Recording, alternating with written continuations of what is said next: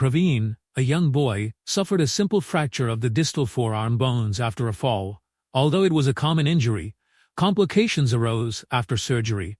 The wound became infected, and his wrist joint was nearly destroyed. We faced challenges like infection, non-union, and restoring joint mobility while accommodating growing bones. Using the Ilizarov technique, we successfully corrected the deformity, united the bones, and restored the wrist joint to its normal state. 7 years ago, we completed the surgery, and today, Praveen has a completely normal wrist and forearm. He can perform all heavy and fine tasks with ease.